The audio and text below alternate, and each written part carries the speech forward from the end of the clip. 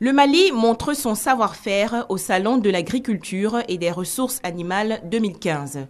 Il s'agit de présenter ses richesses agro-pastorales et également de nouer des partenariats avec des investisseurs étrangers. Le pays regorge en effet d'importantes potentialités, notamment 43,7 millions d'hectares de terrains utilisables pour l'agriculture et l'élevage. Le Mali, il pèse aujourd'hui plus de 10 millions de bovins, plus de 24 millions de petits ruminants, plus d'1 million de dromadaires. Pour sa production 2015-2016, le Mali envisage plus de 800 000 tonnes de riz paddy, plus de 30 000 tonnes de maïs et enfin 95 000 tonnes de poissons frais. Cependant, beaucoup reste à faire pour atteindre l'autosuffisance. Le hic que nous avons à ce niveau, c'est la transformation de ce secteur bétail sur pied en viande. Nous avons l'analphabétisme, mais des efforts sont en train d'être consentis avec la création des directions de l'alphabétisation. À travers le Salon de l'agriculture et des ressources animales 2015, le Mali espère relancer sa coopération avec la Côte d'Ivoire. Les échanges s'étaient aménagés à un moment donné pendant la crise, mais elles sont reparties de plus belle. Une raison à ça, c'est que la Côte d'Ivoire demeure un marché destinataire principal pour les produits animaux du Mali. Et nous dépendons souvent de la Côte d'Ivoire pendant la période de soudure pour le maïs. La délégation malienne va rester au Sahara 2015 jusqu'à sa clôture le 12 avril prochain pour nouer davantage de partenariats. Je suis très content d'être récompensé. Et je pense que, je disais à mes amis que je suis né dans la bonne génération, mais je pense que aussi je suis dans une bonne équipe. Et c'est un travail d'équipe et toute l'équipe est récompensée, c'est une joie pour nous. Pour ce grand rendez-vous des professionnels de la publicité, c'est lui le meilleur. Et sa distinction cadre parfaitement avec l'innovation du grand jury de la publicité africaine, GJPA, pour cette année. Après 2 éditions, ce concours qui s'est ouvert à d'autres pays africains honore les jeunes talents. Nous avons constaté qu'il n'y avait pas de plateforme de célébration et reconnaître le mérite de ces agences. Nous avons décidé pour notre 3e édition de célébrer les précurseurs de la publicité. Des meilleurs réalisateurs aux meilleurs teams créatifs, en passant par les meilleures affiches et les meilleurs spots, toutes les catégories de la publicité ont été primées à cette compétition. D'où l'intérêt du ministère de la Communication à soutenir de telles initiatives. Le secteur de la publicité, c'est un des secteurs clés auxquels le ministère de la Communication tient. Puisque ceux-là qui sont actuellement, qui font la publicité, qui sont en règle, subissent la concurrence déloyale de ceux qui ne sont pas en règle. Donc, il est normal que le ministère prenne des mesures afin d'aider ces régies publicitaires-là et ces agences de communication qui créent des emplois. Le grand jury de la publicité africaine, événement majeur consacré à la célébration de la créativité publicitaire, est à sa 3e édition. Pour cette année, 4 pays, le Mali, le Bénin, le Cameroun et la Côte d'Ivoire étaient présents. Le GJPA, un événement qui se veut désormais une plateforme de promotion de ce secteur. Comme le coucher du soleil, les portes du Festival international de la culture et des arts de Daoukro FICAD 2015 se sont refermées. Le président Bédé a déjà pris le FICAD, ça vaut de près FICAD. C'est venu par moi peut-être, ça ne m'appartient plus, je confie le FICAD et Daoukro. Autorités administratives et coutumières, cadres et élus de la région, tous étaient présents. Occasion pour Béatrice Dibi, représentant le ministre d'État, ministre des Affaires étrangères, Charles Kofi Dibi, parrain du FICAD 2015, d'encourager les organisateurs. C'est vraiment une portée sociale, mais surtout culturelle. Donc c'est pour les populations. C'est vraiment une belle fête qui, pour une fois, n'est pas une fête politique, c'est une fête pour les populations. Et donc, je voudrais vous remercier de participer vraiment et de jouer le jeu. Cette cérémonie a vu également la participation du maire de la commune d'Atekoubé, Dao Paulin, en sa qualité de président d'honneur. Les groupes traditionnels et les artistes ont fait montre de leur savoir-faire. Les danses traditionnelles d'Aswakro et de Benanou de Daoukro, le tam-tam parleur et la fanfare traditionnelle à Blapoku de Daoukro, le Zaouli de Mafla, invité spécial de cette 11e édition du FICAD, ont rivalisé d'ardeur.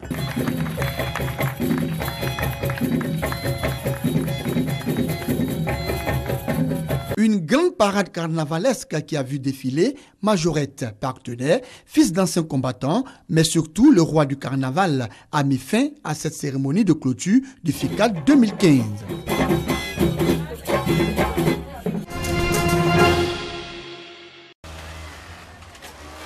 Lavable et pas cher, Ces serviettes hygiéniques ne sont pas jetables et elles coûtent moins de 15 € pour un paquet de 9, réutilisables jusqu'à 5 ans. Sue Barnes, une Sud-Africaine qui travaillait dans l'industrie textile, a eu cette idée pour aider les adolescentes des zones rurales ou défavorisées qui n'ont pas les moyens d'acheter des protections dans les magasins. Beaucoup sont forcées de rester chez elles pendant leurs règles. Ça m'a frappé l'idée que les filles manquent aussi souvent les cours. Je pensais à ma fille qui est dyslexique. Si elle devait manquer une semaine d'école tous les mois, elle n'arriverait pas à rattraper les autres avant d'être de nouveau absente. L'UNICEF estime qu'une élève africaine sur 10 ne va pas à l'école pendant ses règles. À Soweto, c'était le cas de Nonteboko Bengu. Elle était obligée d'utiliser du papier toilette jusqu'à ce qu'elle reçoive un pack gratuit de serviettes lavables.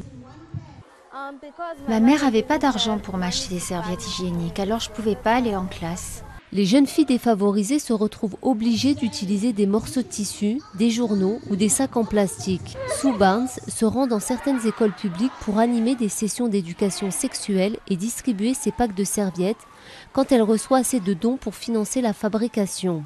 Le côté lisse se met contre la culotte et on a le côté doux ici. Il suffit de clipper la protection comme ça, c'est très facile.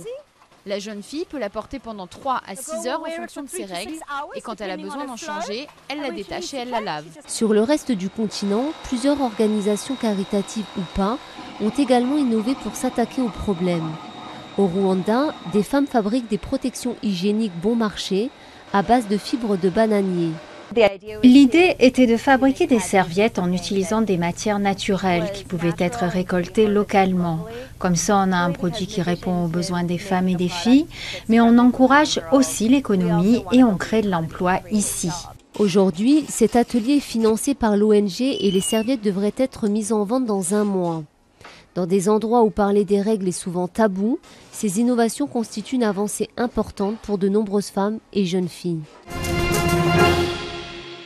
Ce couple de chiropracticiens conseille ses patients sur une grande variété de sujets liés à la santé, notamment à propos des vaccins. Je crois que notre corps n'a pas besoin d'aide. Il peut se soigner tout seul. Je crois que les médicaments ont un rôle à jouer et qu'ils peuvent sauver des gens en cas d'urgence, mais la santé ne vient pas dans une pilule. Cette logique, le couple l'applique aussi à la maison. Ils refusent de faire vacciner leurs 2 enfants. En tant que mère, je dois prendre des décisions difficiles concernant la santé de mes enfants. Et c'est quelque chose que je prends très au sérieux. Au Colorado, les parents peuvent refuser de faire vacciner leurs enfants pour des raisons personnelles et religieuses. Certains législateurs veulent même étendre ces lois. Ces 72 crayons représentent les 72 vaccins sur le calendrier de vaccination aux États-Unis, le calendrier le plus agressif au monde. Selon les autorités américaines, seuls 82% des enfants en maternelle au Colorado sont vaccinés contre la rougeole, contre 99% dans l'État du Mississippi par exemple. Cette tendance inquiète les médecins, puisque la maladie peut encore être fatale.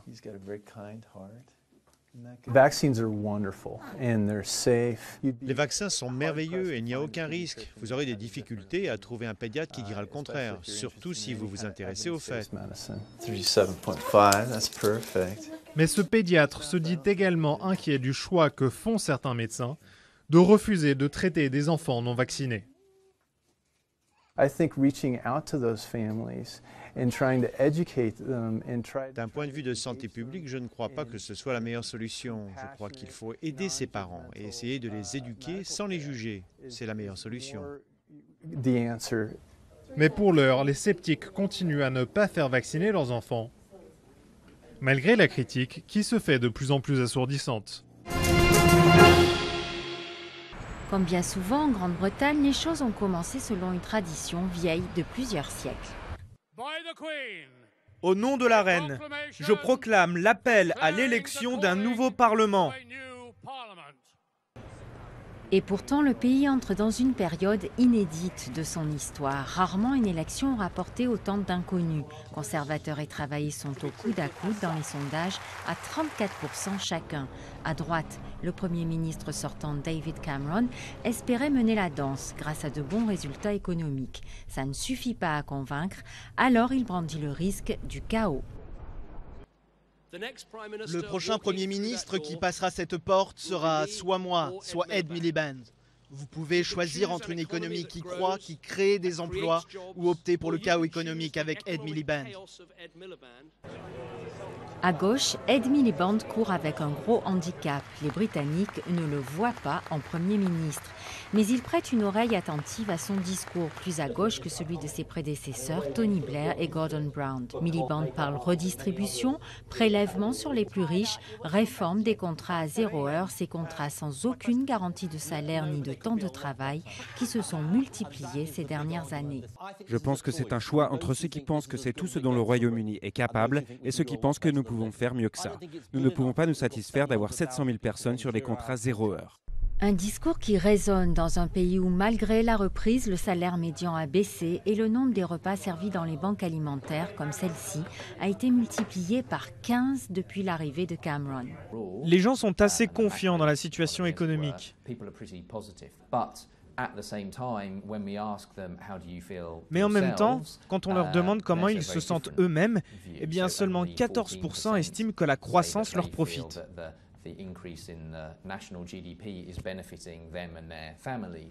Mais qui va départager ce que les commentateurs appellent la bataille des faibles?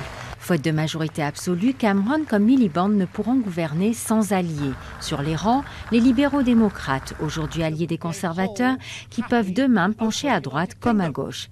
Les Verts, mais aussi et surtout les indépendantistes écossais, partis pour réaliser un score historique qui pourrait s'entendre avec les travaillistes.